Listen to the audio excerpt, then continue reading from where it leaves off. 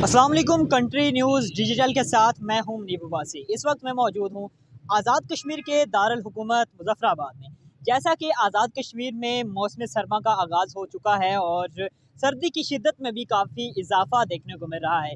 जैसे ही सर्दी की शिद्दत में इजाफा होता जा रहा है तो वैसे ही मुज़फ़्फ़राबाद के अंदर ड्राई फ्रूट्स की मांग में भी इजाफा देखने को मिल रहा है।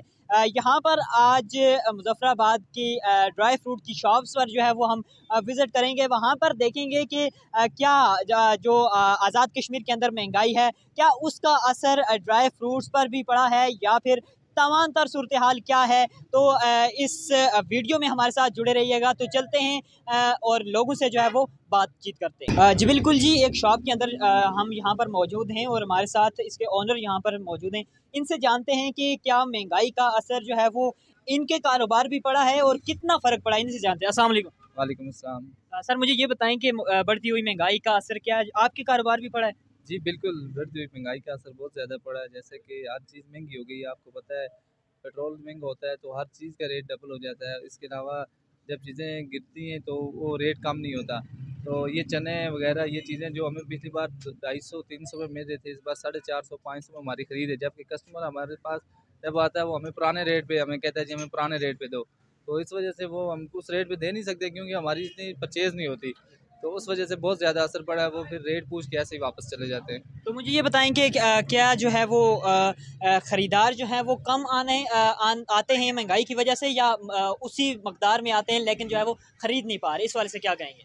सर खरीदार तो बहुत ज़्यादा आते हैं, बस आते हैं वो रेट चेक करते हैं, हर चीज़ का रेट चेक करते हैं, बस फिर वो नहीं निकल जाते हैं रेट, वो अफोर्ड नहीं कर सकते जो लोग, वो फिर नहीं लेते चीज़ें, ऐसे ही निकल जाते हैं। बहुत कम लोग हैं जो फिर भी जो लोग किलो लेने के मूड में आते हैं या आधा किलो इस तरह, वो पाव आधा पाव बस 150 रुपये की चीज़ लेते हैं। तो उस वजह से बहुत ज़्यादा असर पड़ा है, इसी वजह से इस तरह और क्या हमारा। कहेंगे हुक्काम बाला को? सर मैं तो यही रिक्वेस्ट करूंगा कि जितनी ज़्यादा आवाम को, हम तो कहते हैं कि जितनी हमें मुनासिब चीज़ें मिलें हम आवाम के लिए इतना मुनासिब पैकेज करें ताकि आवाम को भी फ़ायदा हो, हमें भी फ़ायदा हो। तो अकाउंट से यही रिक्वेस्ट करता हूँ कि कम से कम महंगाई का जो है ना कंट्रोल किया जाए और आवाम के लिए ज़्यादा से ज़्यादा रिलीफ दी जाए।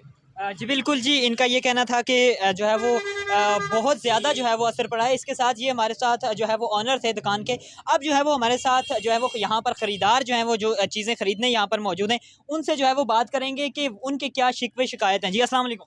वालेकुम सलाम। सर मुझे ये बताएं कि आप चीज़ें जो है वो आपने ली हैं, तो बढ़ती हुई महंगाई का क्या असर आप देख रहे हैं इन चीज़ों पर भी? सर असर बहुत पड़ा है। ये चीज़ें हम पहले 1000-1200 के लेके जाता था, अभी इसका रेट 2500-3000 है, तो काफ़ी महंगाई हो गई है। तो क्या कहेंगे हुकाम बाला तक अरबाब इख्तियार को?